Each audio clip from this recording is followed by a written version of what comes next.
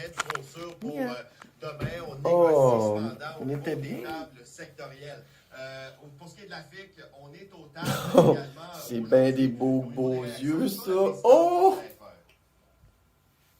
En ce moment, le comité exécutif et le comité de négociation font quelques travaux là, pour réajuster le tir et voir où on s'en va.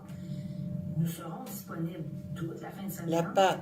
pour faire avancer Donne les la choses. patte. Et la partie patronale nous a La aussi patte. assuré de sa disponibilité Donne pour la les patte. prochains jours. Donc, ce qui reste à faire, Oh! c'est faire avancer les travaux de chacun de notre Oh, côté, quelle de fixer des fine! rencontres pour se reparler. T'es donc bien Alors, les choses à mettre au jeu. fine! Donc, n'ayez crainte, la Je l'aime négociation se full. poursuit pendant la fin de semaine. C'est pas juste un Il chat. fallait nous mener à une entente satisfaisante. C'est bien plus qu'un minou. Mais Sébastien, à moins de 10 jours de Noël, la réalité de certains Hein? enseignants a été Bien. de plus en plus difficile. Oh, tes yeux! Attends. On l'aurait tous soigné, mais sa détresse est invisible. Et là, ma question, c'est comment se fait-il que nos urgences psychiatriques sont dans cet état-là? Premièrement, vu le triage à l'urgence, les problèmes psychiatriques sont souvent gérés en P4, P5. Donc, des délais très, très longs avant d'être évalués. Ben oui, on t'a Ensuite, il y a gueule. une deuxième problématique, c'est que les durées de séjour des patients en psychiatrie sont extrêmement longues. Alors, Ouais. nous, on propose deux solutions dans notre plan d'action. C'est mettre un guichet à l'urgence avec infirmières, travailleuses sociales. Et Pour la santé mentale, ouais. pour non seulement évaluer la situation, mais s'assurer d'une continuité dans la communauté. Ouais. Puis deuxièmement, je pense que c'est important, on en a parlé, on a fait une annonce aussi d'hospitalisation à domicile. Il faut diminuer les hospitalisations en psychiatrie qui durent extrêmement longtemps. Ta Il était gueule. entouré par sa famille et le père s'est Ça marche pas, ton affaire. Après, Si. Moi, j'ai vu ça. Voyons, Chris, ils sont donc bien déconnectés, si voir. Ils disent, ah, il faut réduire les séjours en psychiatrie. Ta gueule! Faut que t'augmentes les ressources en psychiatrie au lieu de dire, voyons, Chris! Ça travaille-tu à l'hôpital, ce monde-là? Excuse-moi, hein? Les séjours sont longs, il faut les traiter à la maison. Ta gueule! C'est ça qui marche pas! Asti! Ça me met sans connaissance. Asti! Des fois, là, faudrait pas que je regarde, là. Voyons, c'est où ma vape? Où ma petite vape à 12 mg, là? Je portais quoi hier? L'hôpital n'a pas de lit disponible, si j'ai bien compris la situation. Donc, j'aurais pu avoir un transfert d'hôpital à hôpital, mais ce qui s'est passé, c'est ce qu'on a besoin de comprendre. Et vous savez que très souvent, puis je vais vous situer un autre cas tout à l'heure, là, Christ celui de mon dans la Naudière, le jeune Samuel Santos, la mère a témoigné il y a quelques semaines, c'est arrivé au début de l'année. C'est une pratique qui se fait dans les hôpitaux pour dire, ben, on a assez de monde ici, il y a des dons qui sont soignants là. Vous savez qu'on a fait ça. Hey, où ma vape? Hey, où ma vape? Hier, je portais...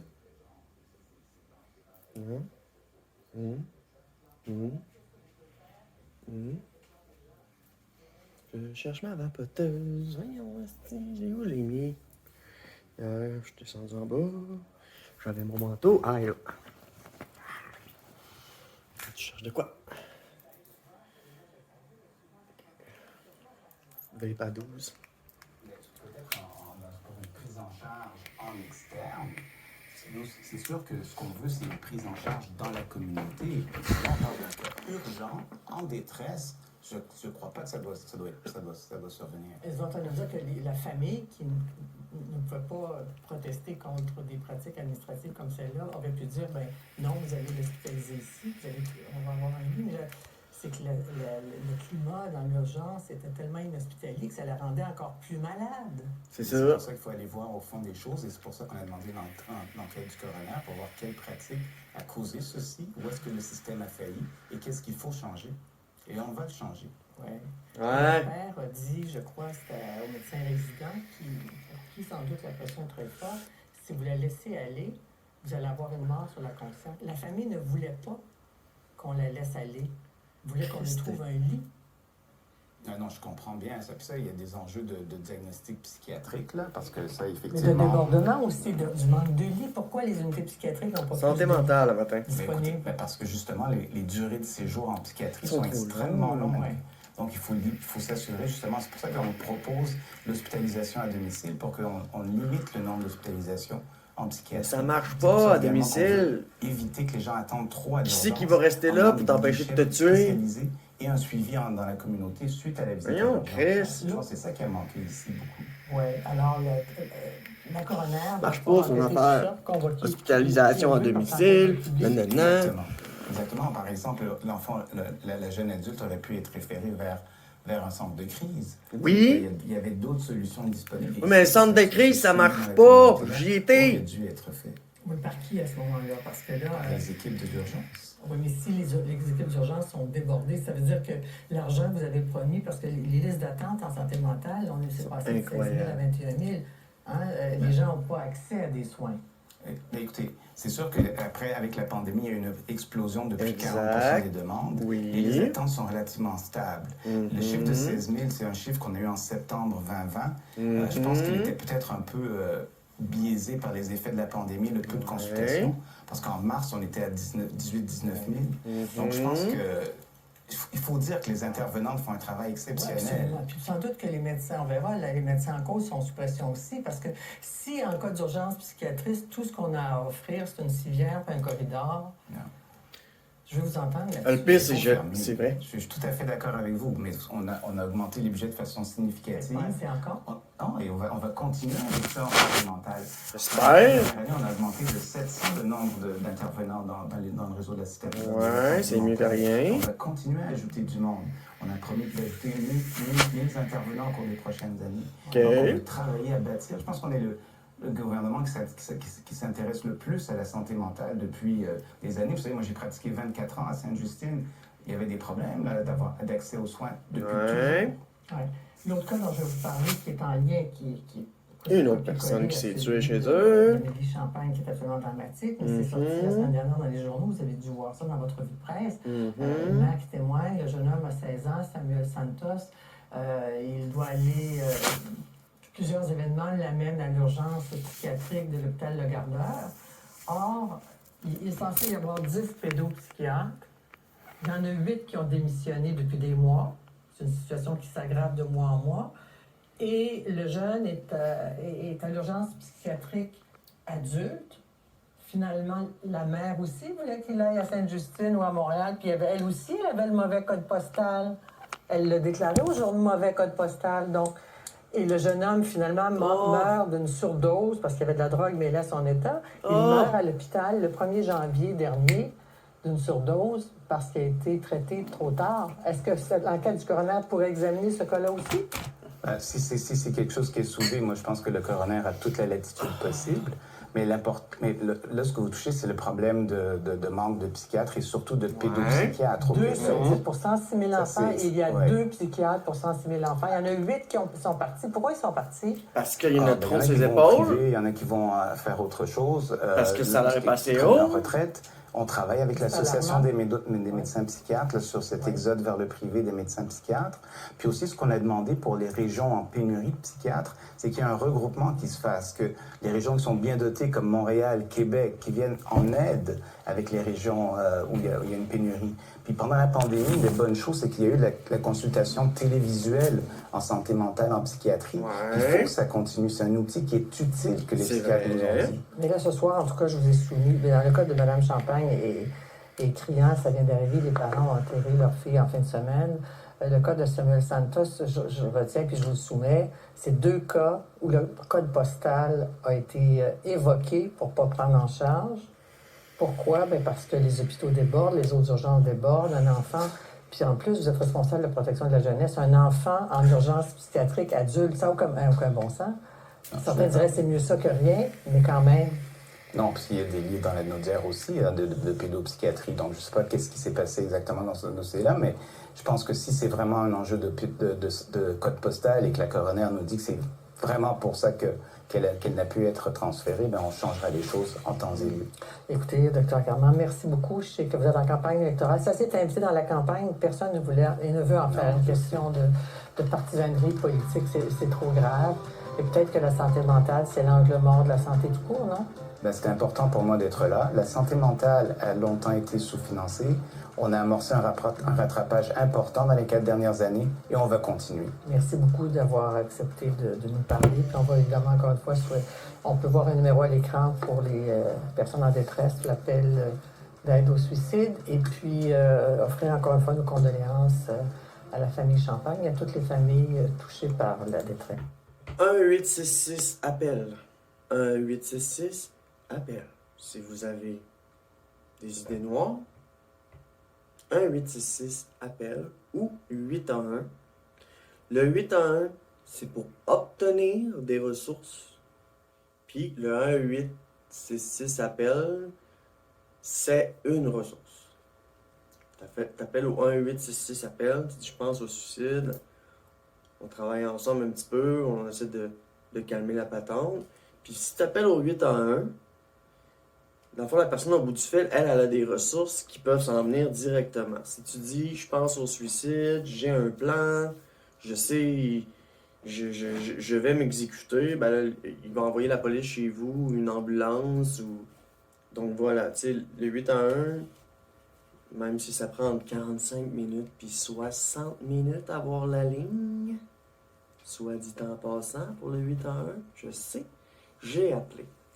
Donc, 1-866 appel, 811, option 2, santé mentale. Bon, ce matin, j'avais pas nécessairement envie de faire une vidéo. It's my non-binary days. As you can see, j'ai ressorti mon vieux style un peu mélangé. Là, oh, tabarnouche. Fait qu'un matin, j'ai envie de parler de santé mentale, câlisse, parce que ça n'a aucun câlisse de bon sens. Je vais vous expliquer de quoi. Moi, je travaille dans les hôpitaux. Puis, v'là 4-5 ans, j'étais à l'hôpital du Saint-Sacrement, à Québec. OK? Puis, il s'est passé du mouvement par rapport aux unités.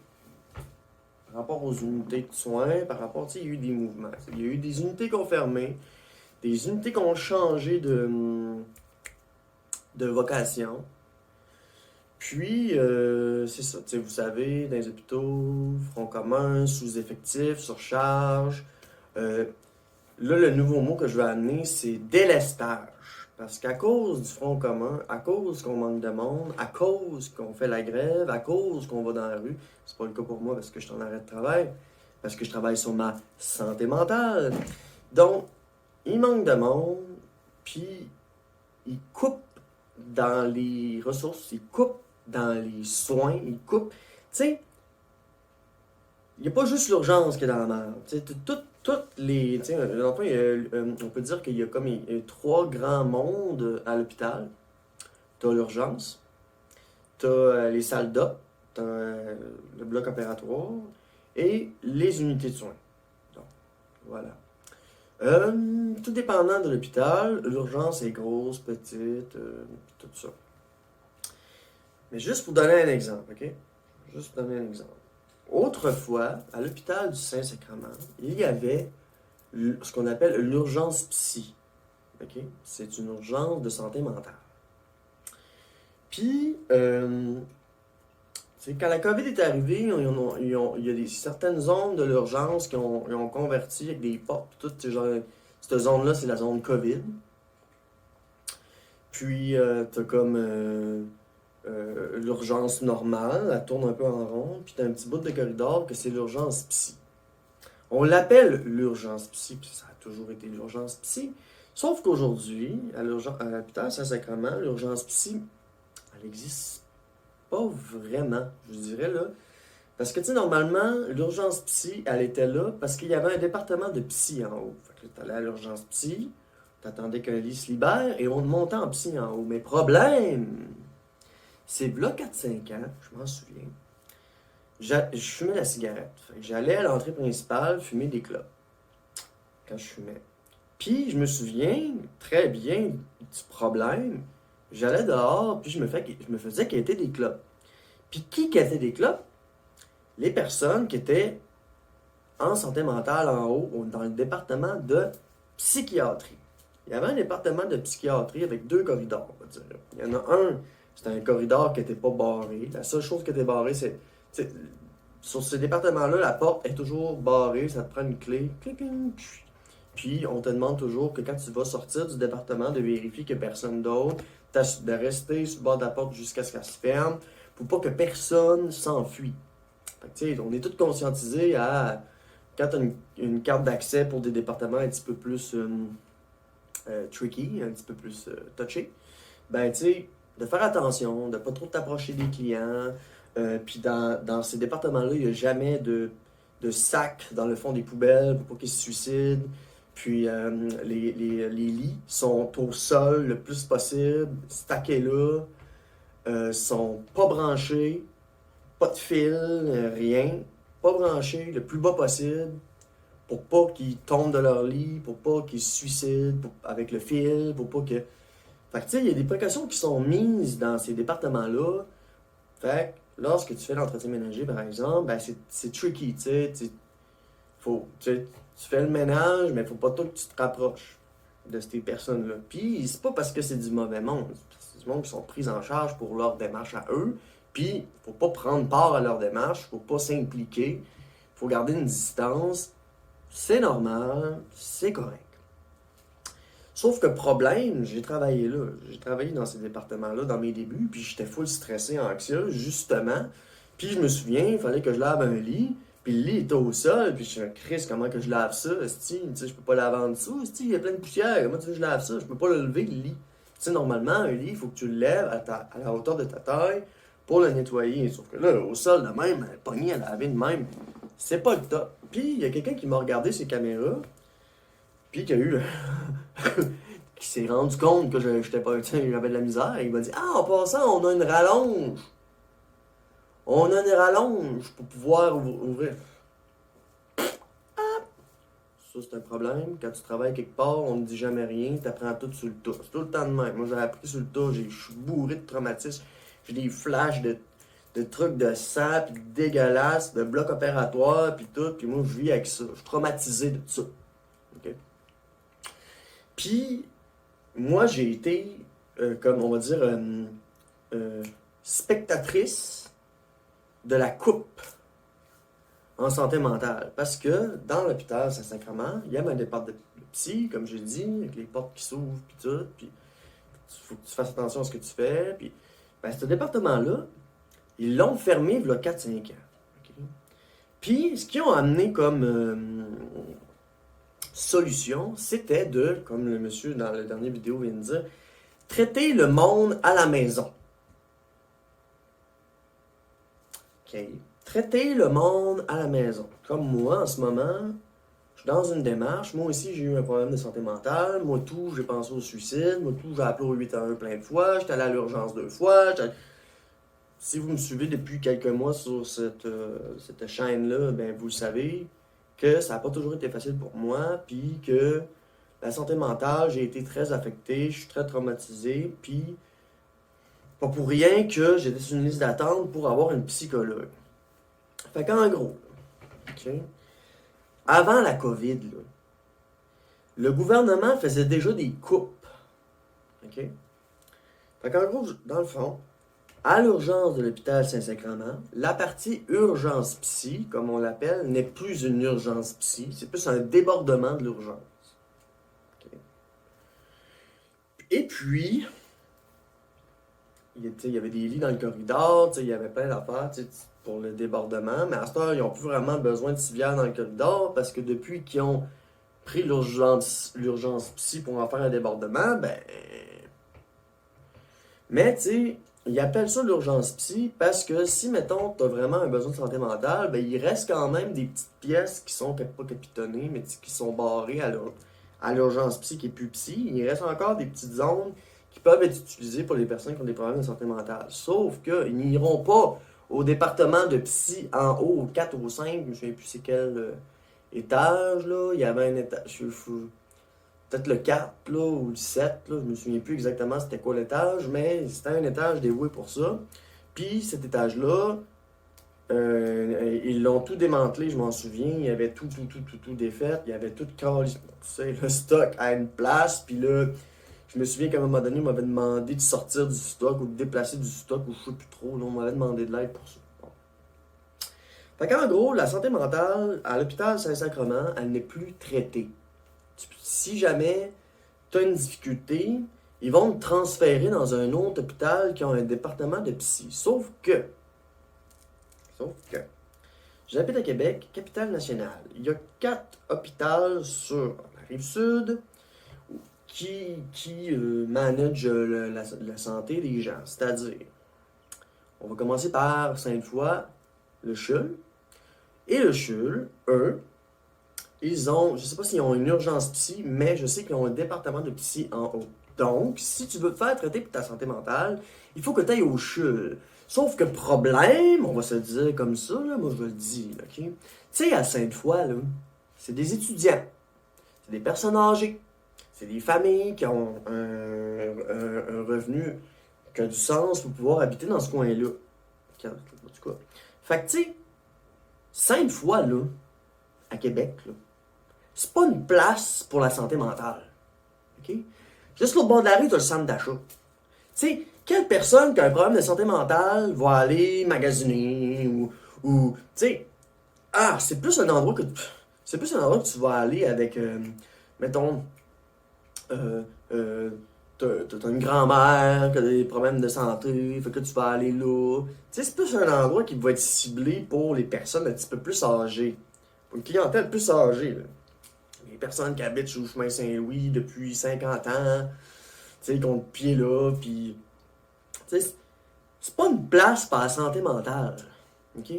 Mais ce qui est plate, fait que je continue, fait que t'as le CHUL qui a encore un département de psy. Donc, si t'as un problème de santé mentale, il faut que tu fasses 1 heure d'autobus, parce que moi, d'où est-ce que je pars, c'est 1 heure d'autobus pour me rendre à Sainte-Foy. Ok?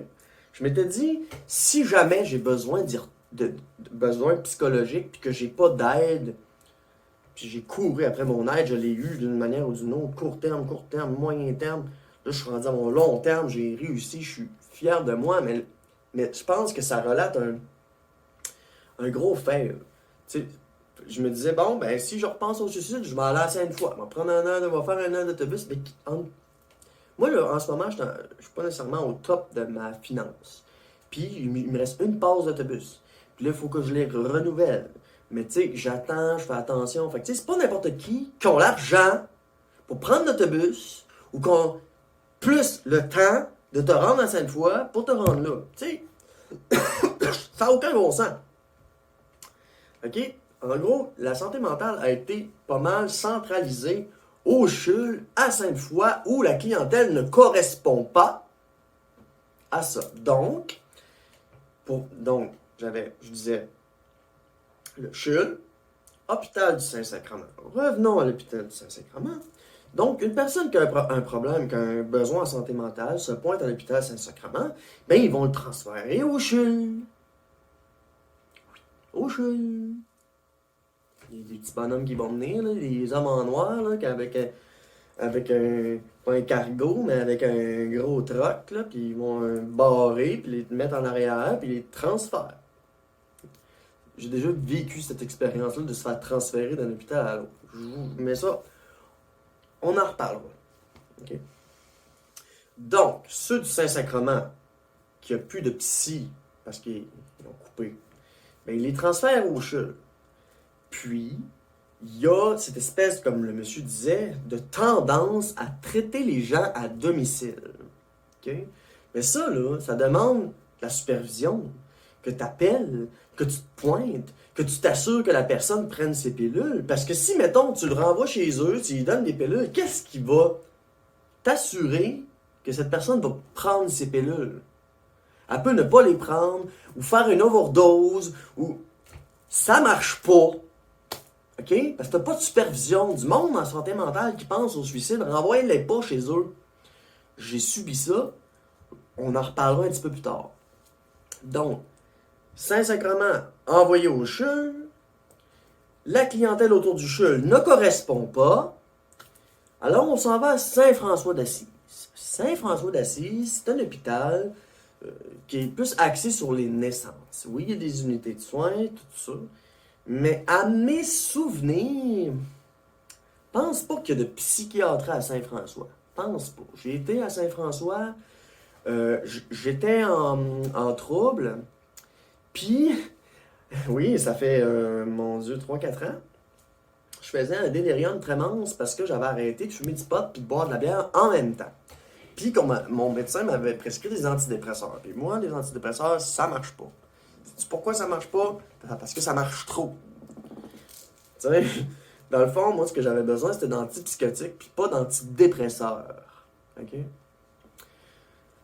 Parce qu'étant donné que j'ai un trouble de l'humeur et que ça bouge, ben ça stabilise pas mon humeur, les antidépresseurs. Ça me rend juste trop happy, puis là, j'ai fait un délirium tremens. Parce que la dose était trop haute. Fait que peut-être micro-doser des antidépresseurs, ça pourrait faire. Mais dans mon cas, ça marche pas. Fait que pour continuer, à Saint-François d'Assise, il n'y a pas nécessairement de département de psychiatrie. Ils ont une grosse urgence. Qui, by the way, si vous voulez aller à l'urgence, puis être bien, là, moi, je vous conseille d'aller à Saint-François-d'Assise. À Saint-François-d'Assise, là, c'est grand, là. T'as assez de chaises pour t'évacher, là, t'sais. Puis, dans la nuit, il n'y a pas grand monde qui vont à Saint-François-d'Assise. Sans blague, là. Si tu veux te pointer, pointe-toi à Saint-François-d'Assise dans la nuit.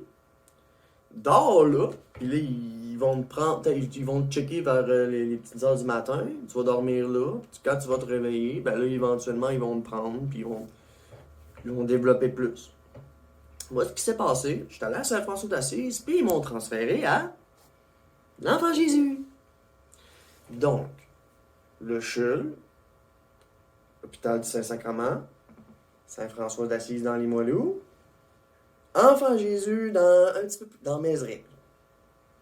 Okay, fait qu'il y a 4 hôpitaux. À date, c'est 2 d'entre elles, Saint-Sacrement, Saint-François d'Assise, n'ont pas ce service de psychiatrie-là. Fait que Saint-Sacrement va te transférer au CHUL, puis Saint-François d'Assise vont t'envoyer à l'Enfant Jésus. Donc, sur 4 hôpitaux, seulement 2 peuvent t'aider en santé mentale. Mais check bien la patente.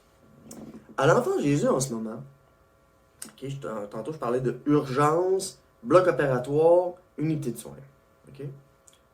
Ben, à l'Enfant Jésus, au moment où je vous parle, c'est sûrement encore en construction, c'est pas très loin de chez moi. C'est une grosse bâtisse en construction.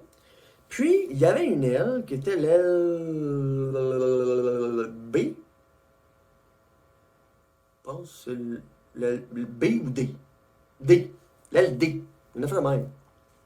Quand tu rentres, il y avait un corridor qui avançait, tu avais un escalier de colimaçon, tu avançais puis tu continuais. Puis il y avait des départements en hauteur. C'est long. Mais quand ils ont dit, bon, ben, on va construire une nouvelle bâtisse, ben, ce corridor-là, ils ont comme démoli le corridor. Fait que là, quand tu rentres, tu fais les escaliers colimaçon, tu avances, tu vois, il y a un mur, ça dit en construction.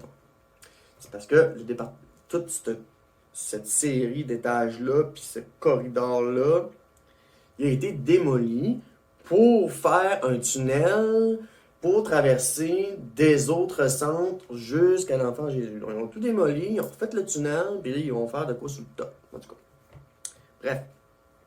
Où est-ce que je vais en venir avec ça? C'est que dans cette aile démolie-là, dans mes débuts, à l'hôpital, j'ai déjà travaillé là. J'ai déjà travaillé là, puis je suis déjà allé voir ma sœur aussi, dans le passé. J'ai un souvenir de ça. Je suis allé voir ma sœur, elle était toute contente, elle avait son petit coin, elle me montrait son petit coin, j'étais venu là-bas pas longtemps. Puis j'ai travaillé là, avec, encore une fois, une porte que tu peux pas ouvrir, il faut que tu valides, il faut que tu checkes, là, pour être sûr que personne s'enfuit. Ah. Donc, l'Enfant Jésus avait un département de psychiatrie, puis à cause de la nouvelle construction, ils ont démoli le département de psychiatrie. Donc, sur 4 hôpitaux, OK? Combien, ici du CHU de Québec, d'accord? Le CHU, pas le CIUS, OK? Sur les 4 hôpitaux, il n'y a un seul département de psychiatrie, puis il est à Sainte-Foy. Fait que si t'habites dans Mézeray-Limoilou, puis que t'as besoin de santé mentale, puis tu te pointes à Saint-François, ils vont t'envoyer à l'Enfant Jésus. Si tu te pointes à l'hôpital du Saint-Sacrement, ils vont t'envoyer au CHUL. Mais, nuance. OK? Donc, on revient à l'Enfant Jésus. Ils ont détruit le département de psychiatrie. Parfait. Mais, À l'enfant Jésus, tu sais, je parlais qu'à Saint-Sacrement, il y avait une urgence psy. Qu'à Saint-François, il n'y en avait pas. À l'enfant Jésus, il y a une urgence psy. Et l'urgence psy, c'est un mini-département qui est barré de tout le monde, toutes les portes, ça te prend des clés pour entrer, nanana. Fait que t'as à peu près, genre 8 lits, 6 lits, je sais plus trop, à peu près 6 lits, 2 chambres capitanées. 6 lits, 2 chambres capitanées, 2 salles de bain, un petit salon, puis deux locaux de meeting. Bon. Et à l'Enfant Jésus, dans le fond, le département de psychiatrie à l'urgence psy, sont en... ils font le pont entre... Je vais vous amener une 5e hôpital, mais c'est un 5e hôpital-là, c'est la fameuse hôpital que tout le monde a peur.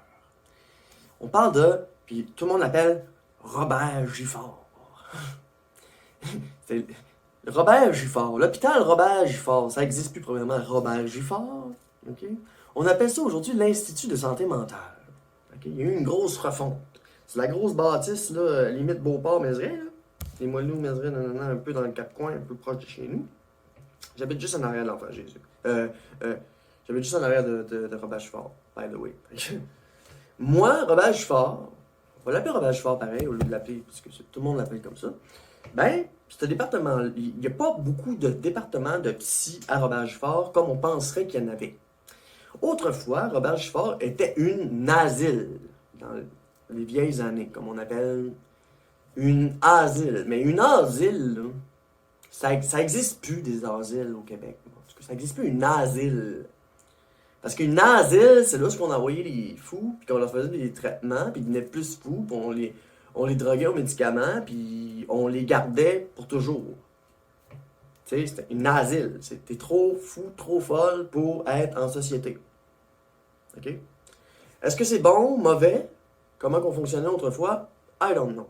OK? Mais tout ce que je sais, c'est qu'aujourd'hui, ce gros bâtiment-là, Robert Gifford, qui est vraiment grand, by the way, j'ai déjà été à Robert Gifford, puis c'est gigantesque, vous pouvez vous promener des heures dans les corridors, vous promener, voir des choses hallucinantes, parce que tu as des secteurs pour faire de l'art-thérapie, avec tous des dessins, puis des... C'est hallucinant.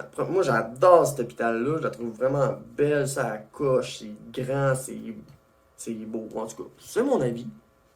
C'est sûr que c'est vieux, c'est bon, ok.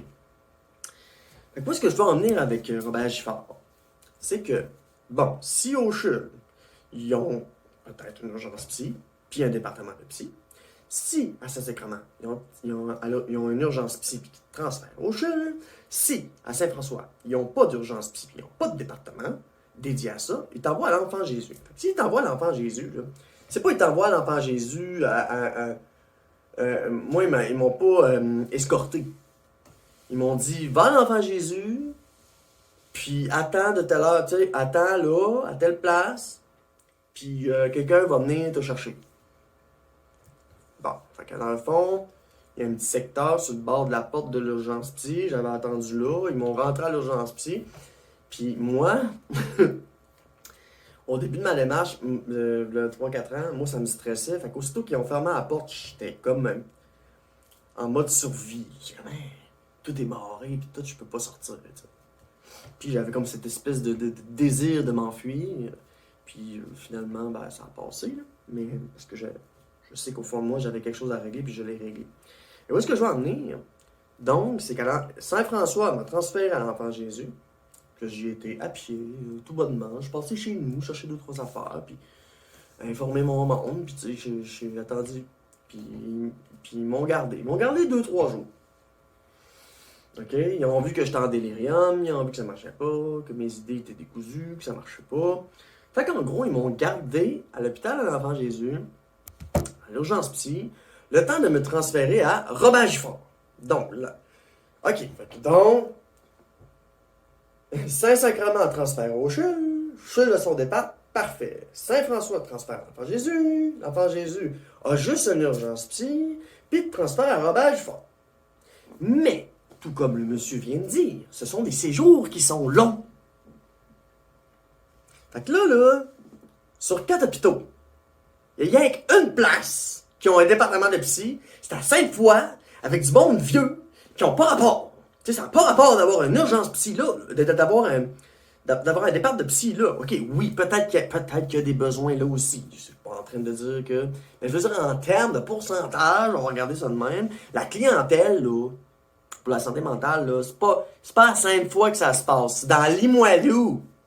Et je vais vous dire pourquoi. Parce que moi, je travaille là, dans le coin, puis ben, je vois de l'errance.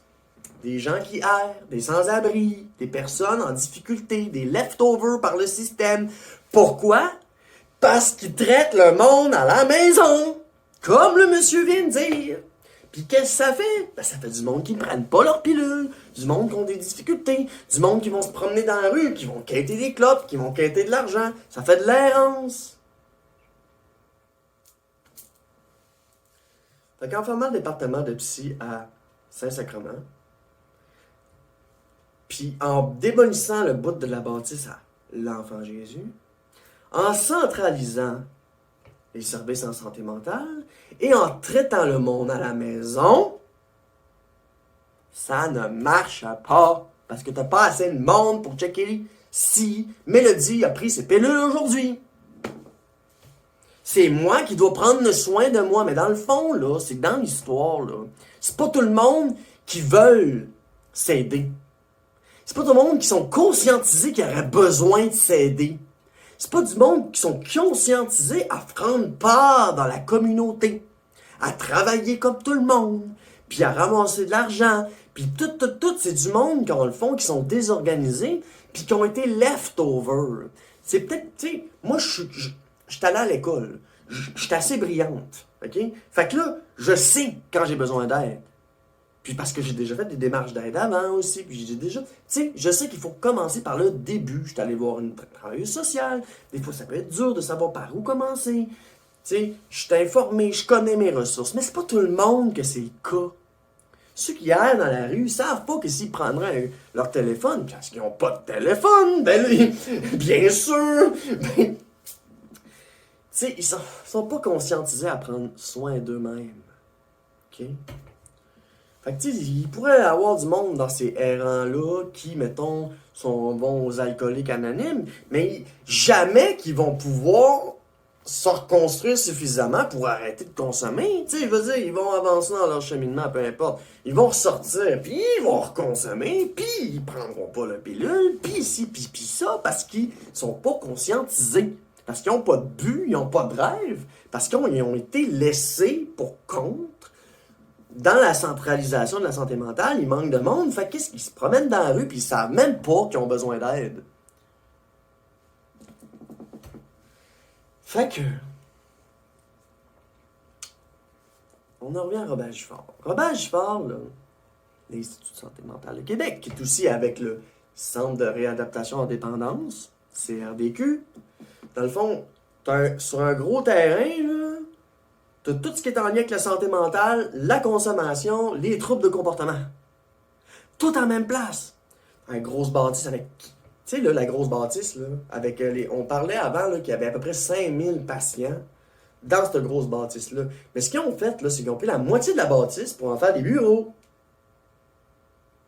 Puis l'autre moitié de la bâtisse, il reste quelques étages où est-ce qu'il y a des résidents.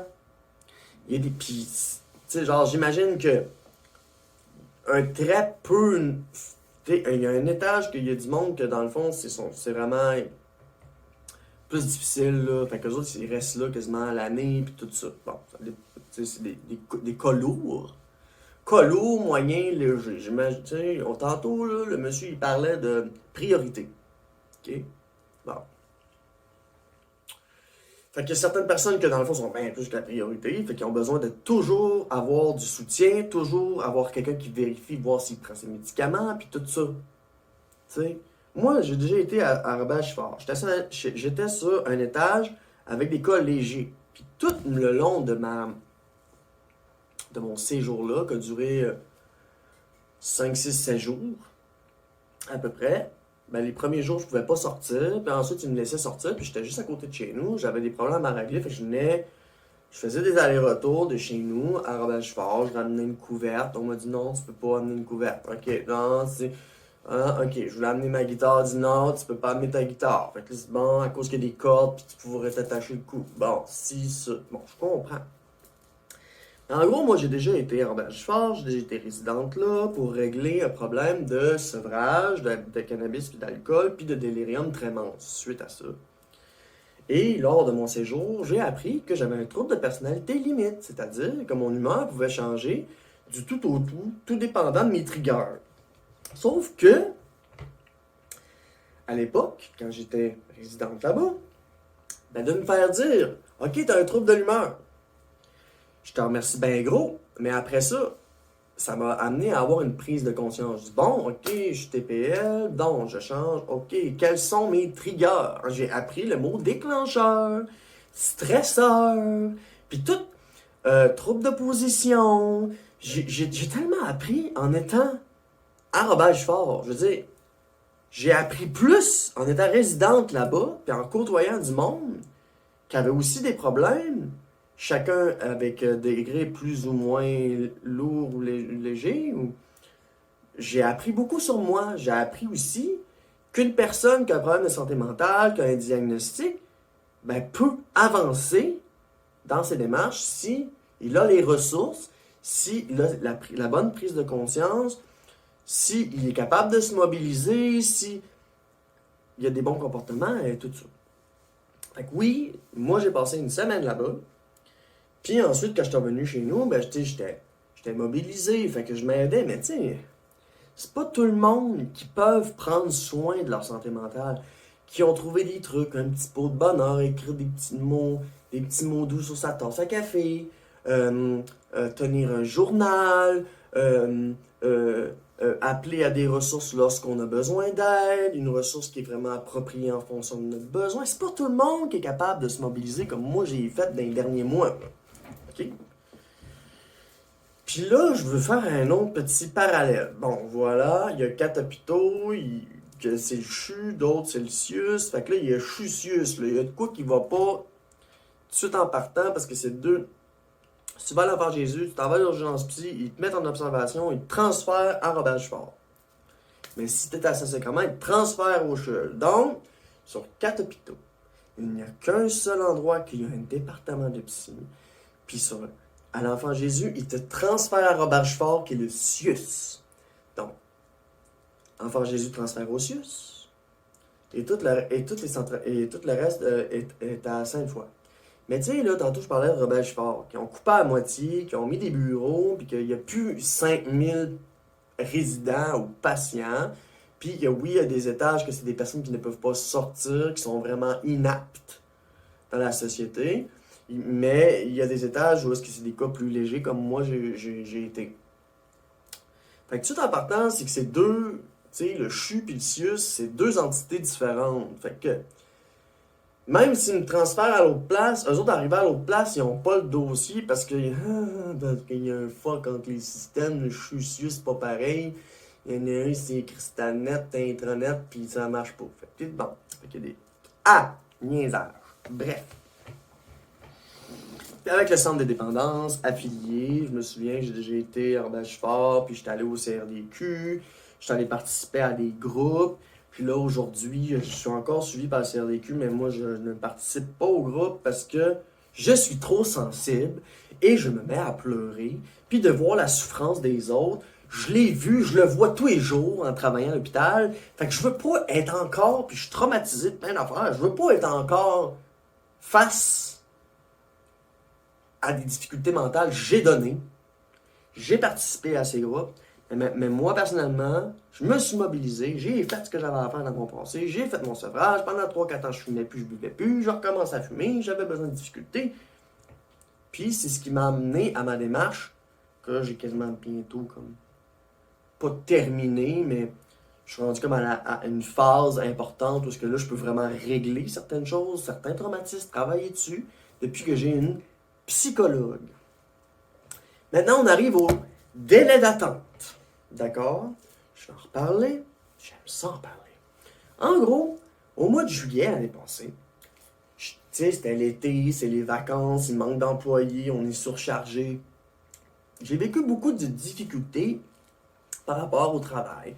Puis, en plus, ben, c'est là que j'ai comme fait mon coming out. Puis, tu sais, j'ai subi des jugements. Je me suis fait dire que mes seins étaient pas assez gros. Je me suis fait dire que j'étais pas vraiment une femme. Je me suis fait crier mon nom dans le corridor. Hey, c'est toi qui veux te faire mettre en femme! Tu sais, j'ai subi plein d'affaires crissement dégueulasses. Ou me faire checker par le petit brancardier, là, pas de cheveux tout croche, là. Si t'es là pis que t'écoutes mon message, man, lâche-moi. Ok, sérieux? Regarde. Pis si tu me lâches pas, là, je t'ai dit, hein, j'allais appeler en bas, j'allais dire qu'elle a un tout croche qui me check, pis ça, là, je suis une femme, hein, by the way, hein. Je suis trans pis je suis femme. Fait que dans le fond, là, ce que tu fais avec moi, là, en tant que... Tu le fais à une femme, ok? So that's it. Je suis pas un travesti, je suis pas un cross-dresseur, je suis une femme trans non-binaire. Puis moi, je suis pas intéressé par les hommes. Puis peu importe ce que je dis, tu me lâches pas, ben là, lâche-moi, ok? Il a fallu que je coupe en plus un épisode à un moment donné où est-ce que j'ai envoyé chier ce brancardier-là. Mais je me suis dit, gars, Mélodie, fait que je veux juste en parler de même. Fait que ça, c'est des petits traumatismes que j'ai vécu. Ce qui m'a amené à vu que je me sentais plus en sécurité dans mon milieu de travail, puis en plus d'avoir subi une agression un certain matin par de l'errance dans la rue, comme je disais tantôt, ça fait de l'errance dans la rue. Traiter le monde à la maison, ça n'est pas une bonne idée. Parce que t'as pas assez de ressources pour checker savoir s'ils prennent leur pilule. Fait que qu'est-ce qu'ils font? Ben ils sortent. Ils vont se promener dans la rue, ils font des vols, ils se blessent, ils se suicident. Ok. Moi, c'est un sujet qui me passionne, qui me prend par ici. Bon. Fait que j'ai fait une demande d'aide au mois de juillet quand je vivais toutes ces difficultés-là. Pis tout ça. On m'avait mis sur une liste d'attente, une priorité simple, mettons. Okay, la dernière priorité. Pour une travailleuse sociale, gérer mes émotions, je suis une femme trans, j'ai de la misère avec mes émotions, je suis en début de transition. Fait que c'était normal qu'ils me mettent ça. Mais après ça, là, quand je m'habitue à mes hormones, que je suis un être humain normal, là, sans être stigmatisé, sans vouloir me mettre une étiquette. Je suis une femme trans, non-binaire, je suis un être humain normal, j'ai besoin d'aide. Fait que là, je demande à mon médecin, il m'a signé une feuille, j'étais allé au CLST, on m'a dit non, ça marche pas comme avant. Parce que là, 3-4 ans, je me suis pointé dans un CLST, je dis là, ça va vraiment pas bien, il faut que je parle à une travailleuse sociale. J'ai attendu peut-être une demi-heure, 40 minutes, gros top dans la salle d'attente, j'ai rencontré une travailleuse sociale, on a rempli un formulaire où est-ce que j'ai dit oui, parce que si j'aurais dit non, oui, il aurait dit bon, mais Mélodie, t'as pas vraiment besoin d'aide. Mais vu que j'ai fait oui, puis ils ont dit Mélodie, t'as besoin d'aide, je t'ai inscrit au Centre de dépendance de Québec. Fait que là, j'étais en attente pour le Centre de dépendance, mais il s'est passé quelque chose, j'ai fait mon délirium, puis je suis allé à l'hôpital et tout ça. Mais où est-ce que je veux en venir, c'est que là, 3-4 ans, tu pouvais voir une travailleuse sociale dans un CLSC, mais depuis la COVID, ils ont tout centralisé les services au 811 et on t'attribue une travailleuse sociale. Tu peux plus arriver, j'ai des problèmes, rencontrer une travailleuse sociale. Ça ne marche plus. Il dit, t'appelles au 811, fait que là, toi, t'es partant chez vous. Ton service. Une personne qui a des problèmes, là, a besoin d'une prise en charge. Arrêtez de leur donner de la latitude. Tout le monde, ils ont des problèmes, ils vont se tuer. OK. Donc, un délai d'attente est long. Si tu es une personne bien normale, qui a juste une difficulté au travail, qui a besoin... Donc, mon travail, il y a le programme d'aide pour employés. Ça sert à rien, je le dis tout de suite, parce que pour eux, tu es du temps, tu es des minutes. Ton employeur te paye 4 heures par année de ventilage. Parce que c'est juste du ventilage. Ça n'existe pas ce mot-là, mais c'est pas grave. Parce que tu arrives là, tu dis, j'ai eu des difficultés, je suis trans, on m'a dit que j'avais des petites boules, puis qu'on m'a crié mon nom dans le corridor, puis que je voulais me faire mettre en femme. Oui, c'est difficile, hein? Oui, Oui, on va prendre un rendez-vous pour la prochaine fois. Puis là, après ça, bon, mais il te reste juste 1 heure. T'es juste du temps. T'es un numéro pour le programme d'aide pour employés. Puis lui, c'est un nouveau, ça. Puis c'est pas plus mieux. Dans le fond, il remplace des personnes, des intervenants par des capsules vidéo que tu dois regarder. Mais si t'es en besoin, là, moi, on m'a donné des livres, on m'envoie des liens. Écoute ça, ça va te faire du bien, puis tout. Puis... Mais si tu n'es pas dans l'état d'accepter l'aide, tu t'aideras pas. Fait que le programme d'aide pour employés n'a pas fait grand-chose. Je l'ai pris pareil parce que c'est juste pour ventiler. Puis, fait que ça aide pas. Fait que j'avais besoin d'aide l'été passé. On m'a mis sur une liste d'attente de 10 à 12 mois pour une travailleuse sociale. Mais ce qui s'est passé, c'est que j'ai pété aux frettes à cause des jugements au travail. Fait que je me suis retrouvé en psy. Mais pas vraiment en psy. Parce que j'étais pas la priorité. J'arrive, j'ai une feuille, je pense au suicide. J'avais amené mon oreiller, je suis prêt à dormir ici. Puis je me souviens, on m'a rencontré et on m'a dit, bon, ben, qu'est-ce qu'on peut faire pour vous? J'ai dit, ben là, Chris, je me sens pas en sécurité, puis j'ai peur d'atteinte à ma vie, j'ai peur que je me tue, j'ai des idées, j'ai des flashs. Pas pour venir chez nous, moi, là. Qu'est-ce qu'on peut faire pour toi? Ils m'ont comme pas pris au sérieux. OK? Fait que la santé mentale, là, ouais, on prend ça au sérieux. Ouais. C'est pour ça qu'il y a du monde qui se promène dans la rue, puis que l'automne passé, ils ont tiré un gars qui était en psychose. Au lieu de l'aider. Chris, même s'il y a un couteau, t'es un policier, si t'as des gilets pare-balles, pourquoi tu le tires? Ça. En tout cas. Puis tu sais, c'était arrivé, cette situation-là, parce qu'ils ont tiré quelqu'un à côté de l'hôpital qui est en psychose à cause de... c'est ça. Ils l'ont tiré, mais moi, ils n'ont pas donné plus de détails, puis je pense que je sais pourquoi. Parce que ils savent, le système de la santé, puis tout ça, là, c'est un gros fail, la santé mentale, depuis la COVID. Il l'a dit, là, en 2020, on avait 16 000 demandes, là, on est rendu à 25 000 demandes. Fait que là, genre, quand tu t'en vas à l'urgence, puis que tu veux te tuer, ils mettent en priorité 4. Ça n'a pas de sens! Ils te mettent en priorité 4, tu vas vouloir te tuer, esti! Puis ils veulent te ramener chez vous, puis ils veulent te traiter à la maison, mais ils n'ont pas les ressources pour... Fait que qu'est-ce qui se fait? De l'errance, du suicide. Fait que voilà, les listes d'attente, j'étais sur une liste d'attente de 10 à 12 mois, il m'est arrivé un gros trigger, une grosse situation, je me suis pointé à l'urgence, je voulais aller en urgence psy, il n'y avait pas de place. Qu'est-ce qu'ils ont fait? Ils m'ont gardé sur une civière dans le corridor. Comme madame elle disait dans le reportage de 2 secondes, elle a dit, ben, est-ce que ça aide d'avoir une civière, d'avoir quelqu'un sur une civière dans le corridor? Ils disent, oui, mais c'est parce que on n'a pas de place. Vous avez pas de place parce que vous avez démoli, vous avez démoli la psy à l'Enfant Jésus, puis que l'Enfant Jésus, c'est le plus gros hôpital. C'est là que ça prend un départ de psy. Vous l'avez démoli. J'espère que dans votre nouvelle reconstruction, vous avez pensé à mettre un département de psy pour qu'ils arrêtent d'avoir de l'errance dans la rue, de les prendre en charge avec des travailleuses sociales, de les aider à se trouver une job. Excusez, vraiment, c'est quelque chose qui me touche beaucoup. Puis, parce que c'est quelque chose que dans ma famille, on vit beaucoup aussi de la santé mentale, des difficultés avec une certaine personne, là, ça va bien. Mais tu sais, on a toujours vécu, subi des problèmes de santé mentale qui venaient d'une autre personne TPL. Bref. En gros, notre famille, du côté quartier, on a des problèmes de troubles de l'humeur à cause que, moi je dis ça de même, quand on nous a fait, il y avait de la bière, il y avait du pot dans notre essence. Ce que ça a fait, c'est qu'on est né avec une dépendance. Et voilà.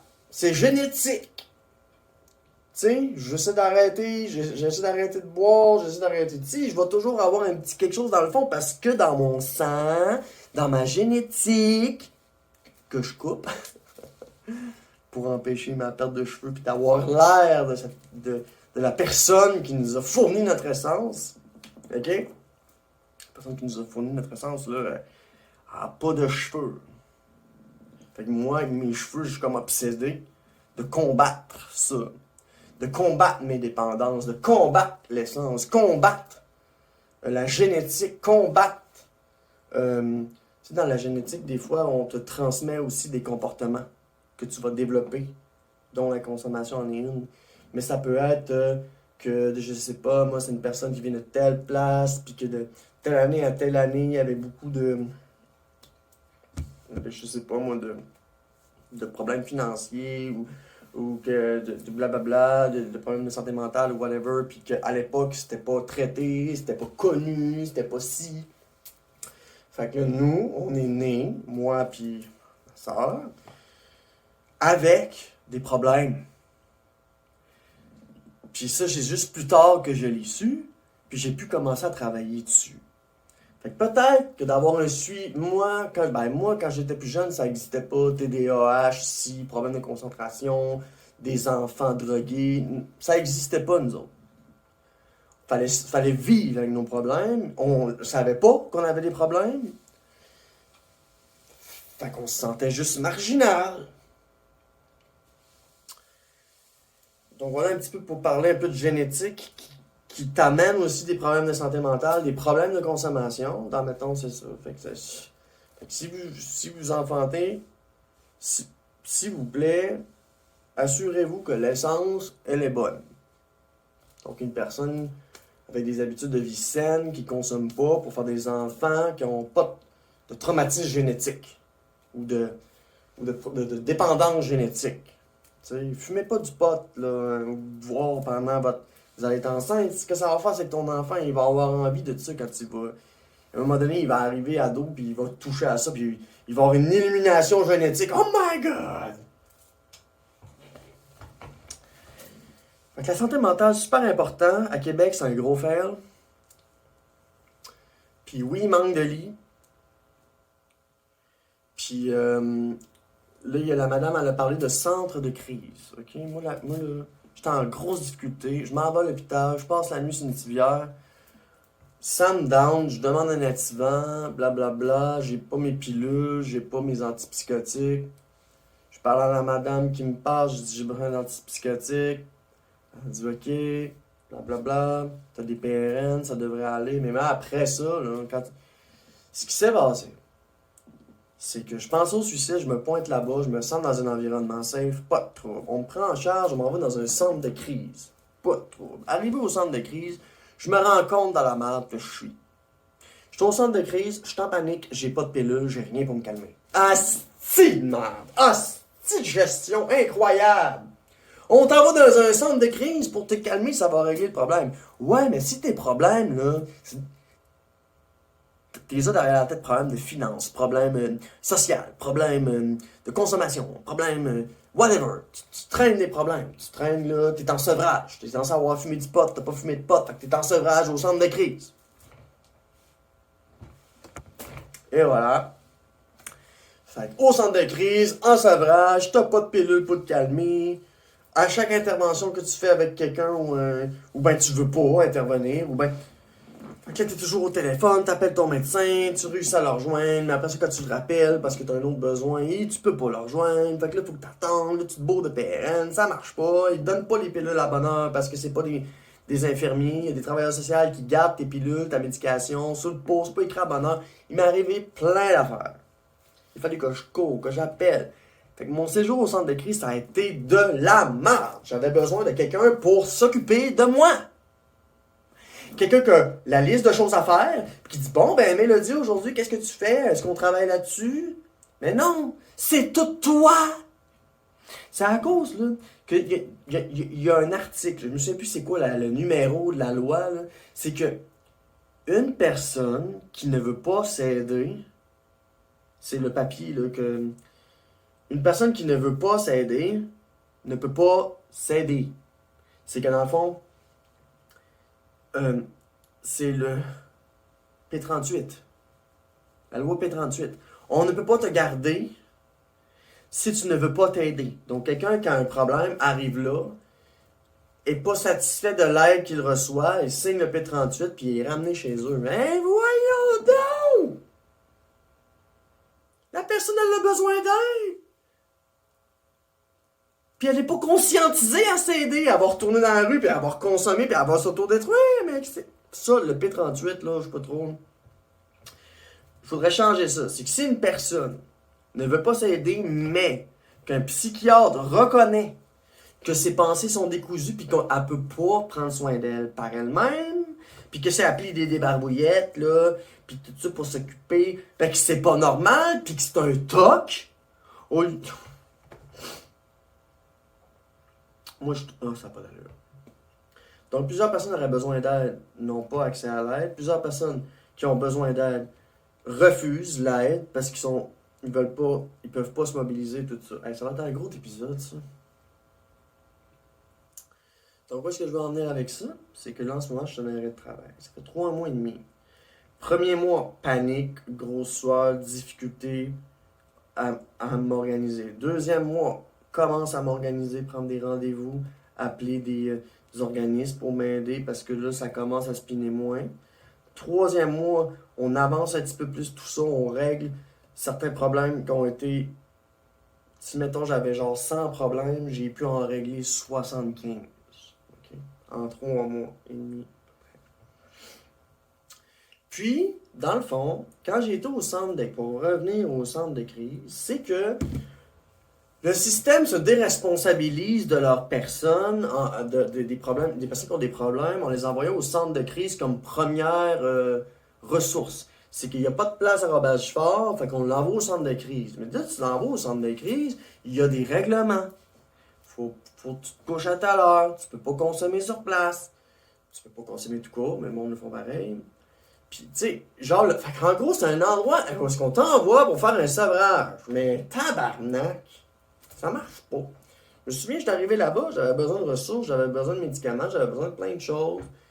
Puis tout ça, puis ça m'a plus dérangé que d'autres choses. Puis après ça, quand je suis revenu chez... c'est ça. Parce que j'étais en sevrage, j'ai été chercher du pot. Je me souviens, j'ai acheté un paquet de clopes, j'ai fumé un paquet de clopes. J'étais vraiment au bout. C'est pour me montrer comment que ça aide pas. Si tu te pointes au centre de crise, là, puis tu t'achètes un paquet de clopes, puis ça fait genre 12 ans que tu fumes pas. Je pense que c'est très significatif. Puis tu sais, les travailleurs sociaux, ils changent tout, tu sais, ils te suivent pas vraiment. C'est toi qui vas les voir, c'est un problème.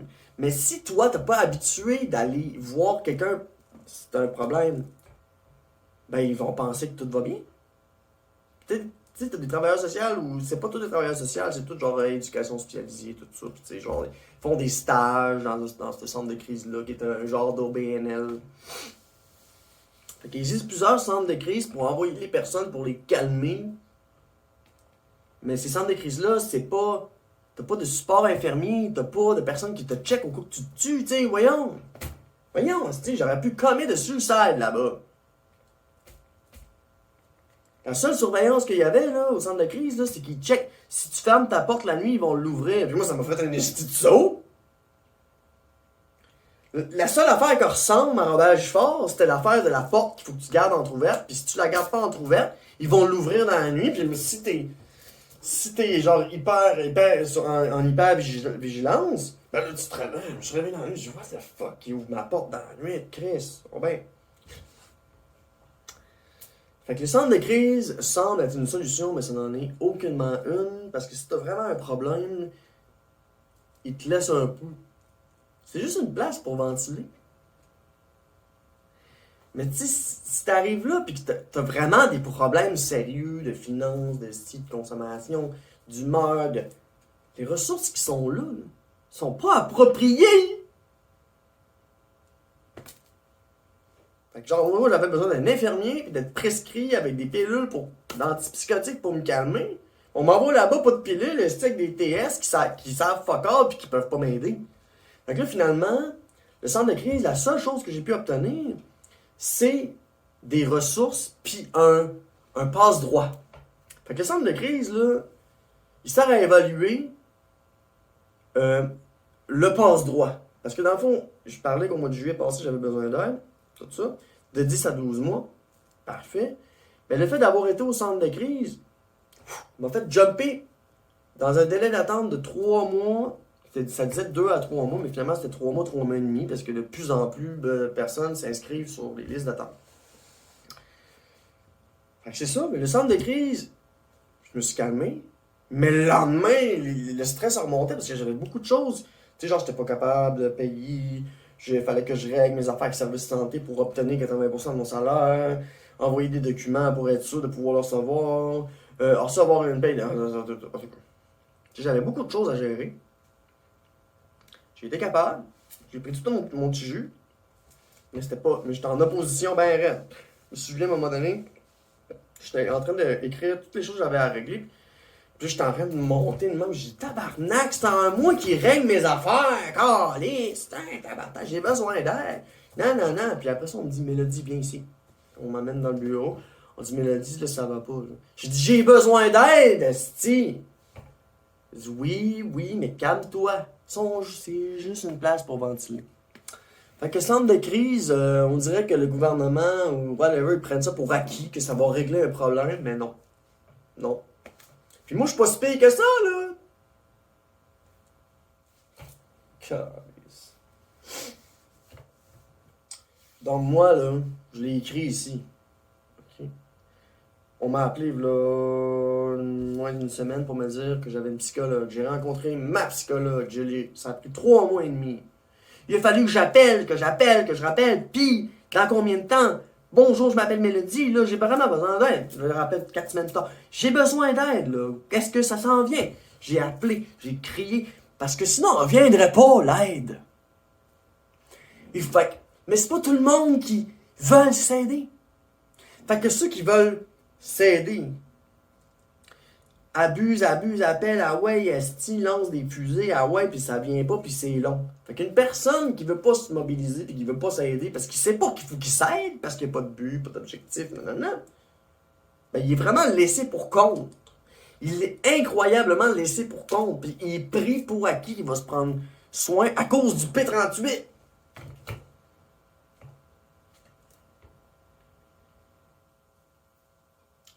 Donc aujourd'hui, on est dimanche, je suis relax, là, je vais arrêter ça parce que ça m'a craqué. Parce que ça me met vraiment sans connaissance quand on parle de santé mentale. Puis tu sais, là, j'ai enfin l'aide que j'ai besoin. Puis je travaille fort ici, j'ai vu le pote à matin avec le cannabis, j'avais envie de fumer. Je dis non, Mélodie, lâche pas, continue. Ça prend du will. Mais là, c'est pas tout le monde qui sont comme moi, là, tu sais, ils les renvoient à la maison, comme nous, je suis à la maison. C'est mon bien vouloir qui fait que je prends soin de moi. C'est pas tout le monde qui est capable de faire ça. Moi, j'ai vu la pipe tantôt, j'ai manqué de la prendre. Je me suis dit, Mélodie, lâche pas, là. Ça va bien, là, lâche pas. Fait que là, bon, ça a pris 3 mois et demi. Finalement, je suis allé 2 fois à l'urgence. Et la 2e fois où j'ai réussi à aller en psychiatrie pour obtenir de la médication. Puis quand je suis allé en psychiatrie, on m'a dit, mais notre psychiatre considère que tu n'as pas besoin d'aide psychiatrique. Alors, on va te renvoyer chez vous. Je dis, OK, je viens de vous donner des lames de rasoir, puis c'est pas suffisant?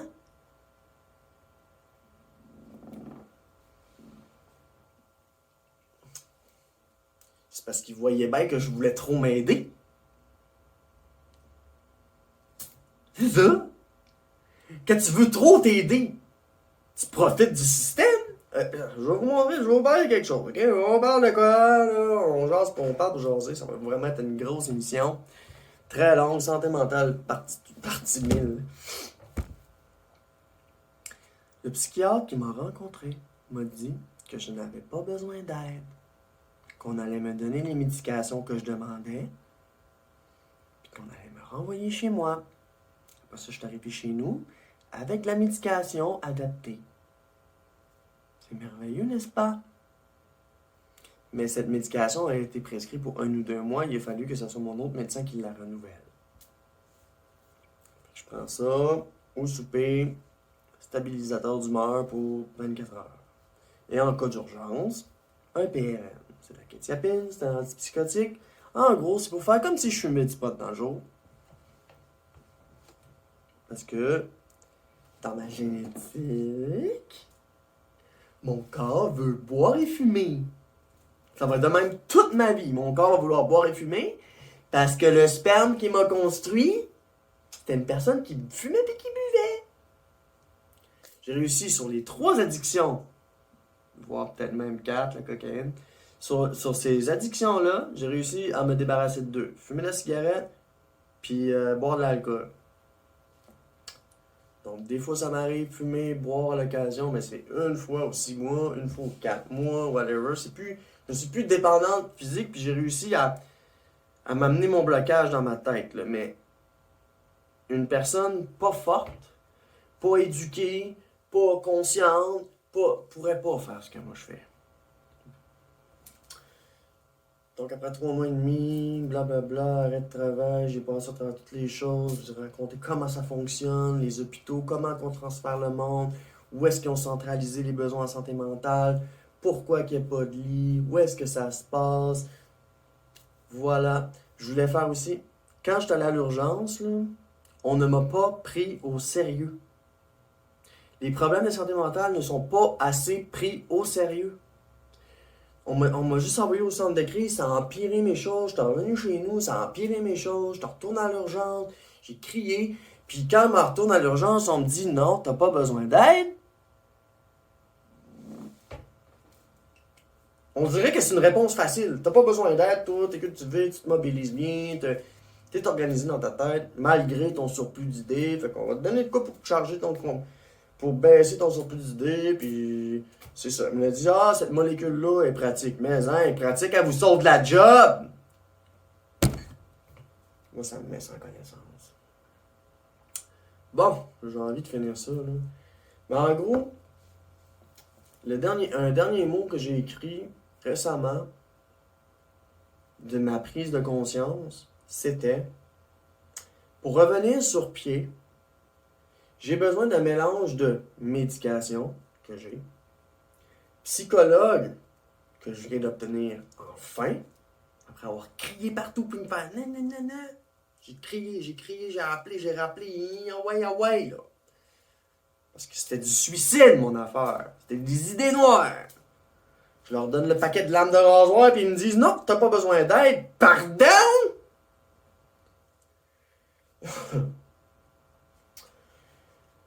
Mélange de bon. J'ai besoin d'un mélange de médication, psychologue que j'ai, et aide psychosociale. Ça veut dire genre, c'est de la psychologie axée sur le comportement en société, l'anxiété, mon anxiété sociale. Fait qu'en gros, il faut que je me calme. J'ai envie de travailler sur mes traumatismes, puis ce qui est dit, puis ce que j'ai vécu là-bas, parce que je suis traumatisé, puis je suis pas prête à revenir travailler. Puis être psychosocial, c'est de me bâtir ma fondation pour pouvoir revenir avec des barrières, pour que si on m'appelle monsieur, qu'on me dit que j'ai pas des gros seins, qu'on me dit que si, que je suis pas assez cute, que je suis pas assez ci, que je suis pas assez femme, que je suis pas... Ben fuck you!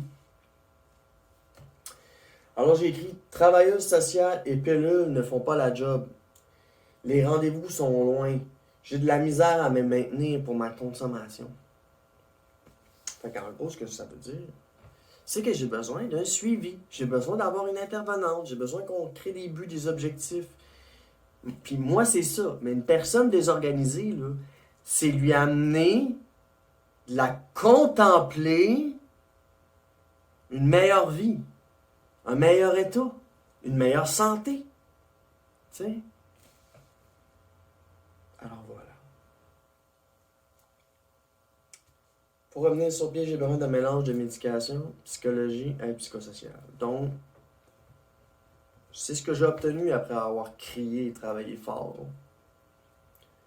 Puis, dans le fond, il faut vouloir s'aider à cause du P38. Puis, si tu veux pas t'aider, on te ramène chez vous. Fait que moi, je pense que ce document-là, le P38, le genre consentement aux soins, devrait être c'est une charte ou whatever, devrait être modifié pour genre obliger une personne à embarquer dans un traitement, à embarquer dans un système. OK? La P38, Le consentement aux soins. OK? Tu sais, une personne, elle peut rester genre en psychiatrie pendant une semaine, faire bon, ben moi ça va, signer, puis s'en aller, puis retomber en consommation. Pourquoi? Parce que ça prend un suivi. Ça prend du monde. Mais on n'a plus de monde. Pourquoi? Parce que les salaires sont pas élevés. Fait que qu'est-ce qui se passe? Le monde s'en va au privé. OK? Hey, j'ai envie de finir cette vidéo-là, mais je suis pas capable. Alors, on arrive au privé. D'accord? Moi, là, je suis trans. Parfait, obviously. Et pour avoir commencé mon hormonothérapie, il a fallu que j'aille voir un psychologue au privé. D'accord? Parce que moi, je suis pas passé par la ligne 811, option 2, ressources pour personnes en questionnement ou trans. Ça aurait pu, mais je suis pas passé par là. Moi, je le savais. Je voulais que ça aille vite. Je voulais que ça commence. Parce que là, à un moment donné, c'est long, c'est d'attente pour des soins au public, là, tu sais. On est parlé tantôt. J'étais une liste d'attente, 10 à 12 mois. Je veux ça le réduire à 3 mois. 3 mois et demi. On me disait 2 semaines. Je rappelle 2 semaines. Je rappelle 2 semaines. Je l'ai eu, finalement. Je l'ai. Je suis content, je suis heureux. Je suis fier de moi. Merveilleux.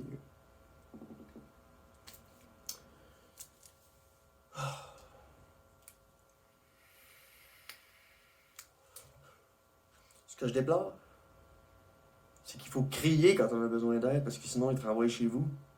Puis le problème n'est pas réglé. Fait que en gros, dans la société, il y a plein de monde qui ont des problèmes, que leurs problèmes ne sont pas réglés, puis qui travaillent avec ce surplus-là, tombent en arrêt. Tu sais, les entreprises comme moi, où je travaille, auraient tout à gagner d'offrir vraiment des suivis qui ont du bon sens à leurs employés. Tu sais, genre, si tu veux que ton système marche bien, donne des services qui ont du bon sens à tes employés. Pas juste un petit PAE où est-ce que t'es une minute puis un numéro. T'sais, il devrait y avoir une affaire de priorité. Moi, je travaille à l'hôpital. Ah, OK! On va te mettre en priorité 1, parce que si on perd à l'hôpital, ben là, ça ira pas mieux. Il faudrait que notre organisme ait un focus sur prendre soin des employés, pas juste en OK, on a un PAE, ça règle le problème. Non. C'est pendant des. En tout cas. Ah, mais quelle histoire. Mais quelle histoire.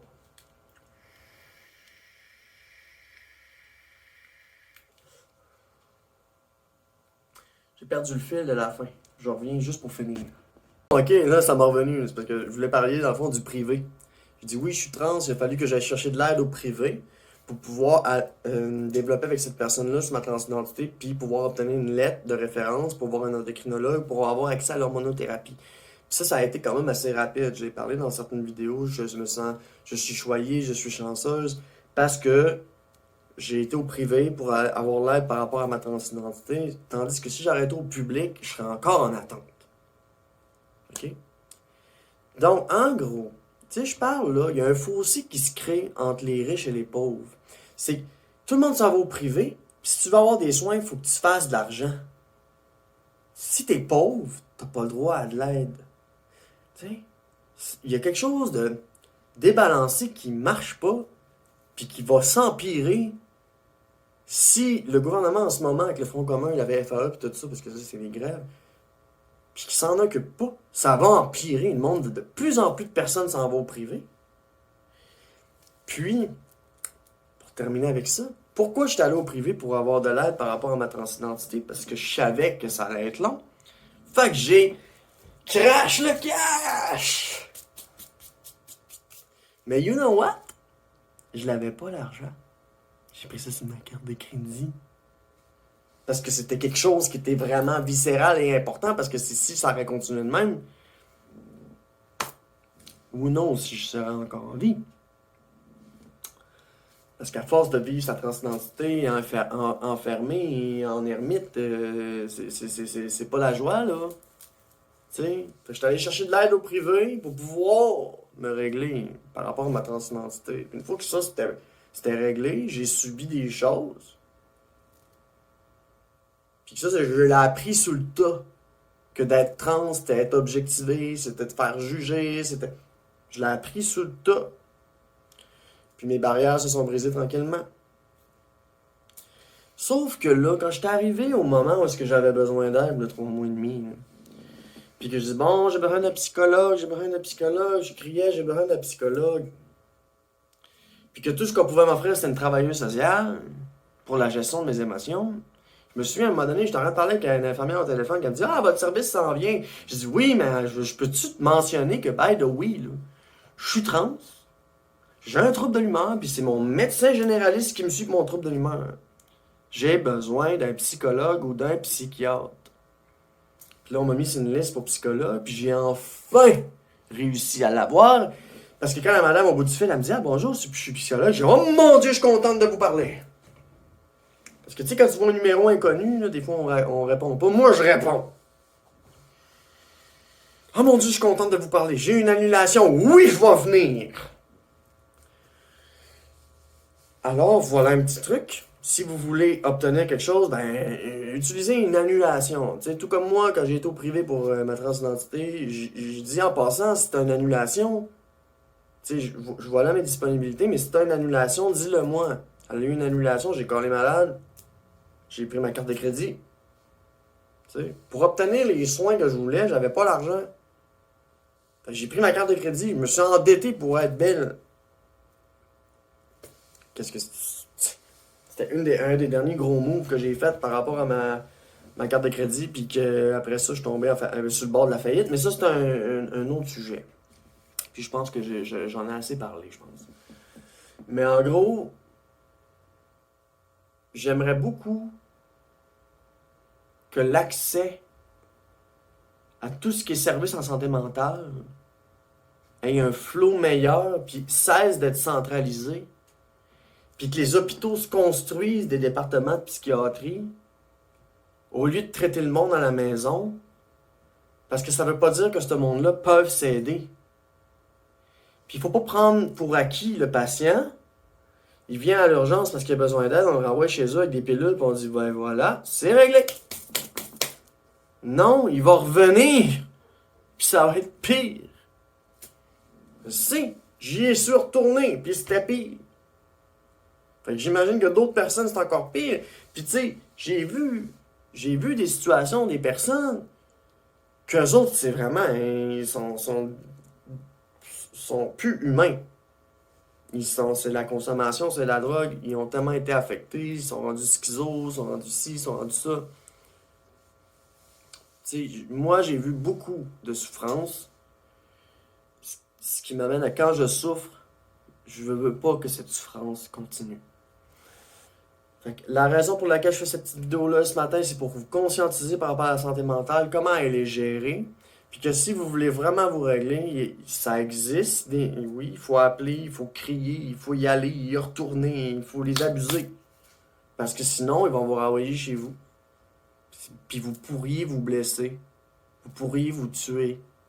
Tu sais, c'est parce que ça semblerait être la dernière option, parce que toutes les options marchent pas, ou sont pas viables, ou sont pas efficaces, assez efficaces. Donc, je veux vous amener aussi à avoir cette conscience-là, de sortir de votre corps, vous voir en difficulté, puis à aller chercher de l'aide. Puis que si elle vient pas, de crier, d'y retourner, allez, opposez-vous. Tu sais, c'est bien la seule fois que mon trouble de position m'a donné quelque chose de concret. C'est que, dans le fond, moi j'ai un trigger, dans le fond, j'ai un trouble de l'humeur. OK. Lorsque je suis en panique, il se passe deux choses. Je suis en opposition contre le système, comment ça fonctionne, les délais d'attente, ici. Et je régresse. Genre, comme une petite enfant qui a peur, hyper vigilante, qui a peur de tout. Quand aussitôt qu'il y a un bruit, genre, comme ma chatte. Puis tu sais, j'ai réussi à sortir de ça, puis voir mes comportements, voir c'est quoi mes triggers, puis tout. Mais c'est pas tout le monde qui a cette capacité-là d'autocritique. Alors, si vous connaissez une personne aussi qui n'a pas cette capacité d'autocritique, et vous aussi, puis que vous la voyez dans la difficulté, supportez-la, donnez-leur des numéros, supportez-les. À la limite que vous pouvez, bien sûr, parce qu'il ne faut pas endosser la santé mentale de quelqu'un. Parce que si vous le faites, vous allez souffrir de ça. Donc, ben voilà, c'était ma petite jasette santé mentale. Comment ça fonctionne dans le système? Parce que je l'ai vu, je l'ai vécu quelques fois. Puis, je voulais vous parler. Aujourd'hui, c'était comme... Je suis en opposition contre le système. Je viens de regarder une vidéo, ça parle de 2 personnes qui se sont suicidées parce qu'ils ont mal été pris en charge. Puis dans le fond, ça aurait pu être moi. Ça pourrait être vous. Ça pourrait être quelqu'un de votre famille, un collègue, un ami. Donc, voilà. Le système n'est pas fait pour nous guérir. Tu sais, genre, on est dans l'ère où est-ce que tout va vite. Puis, tu sais, s'il y a une affaire qui devrait vraiment être en priorité, c'est la santé mentale. Je le pense. Je tiens mon bout là-dessus. Le gouvernement, pas leur préposé. Les personnes qui prennent des décisions sur le papier et en parole, ça semble être important, mais pas tant. Mais c'est important. OK?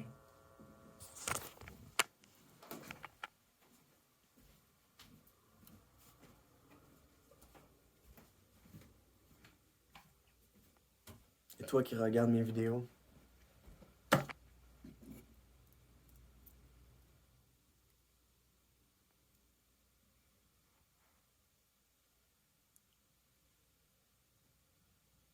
t'es important ou importante pour moi. OK?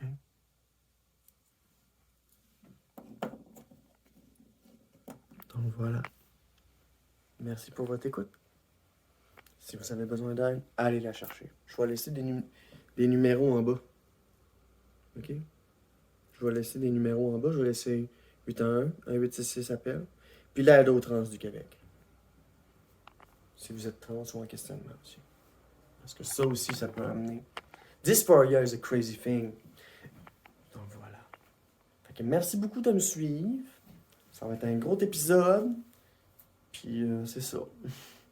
Si tu veux. La santé mentale, c'est tellement important. Salut tout le monde.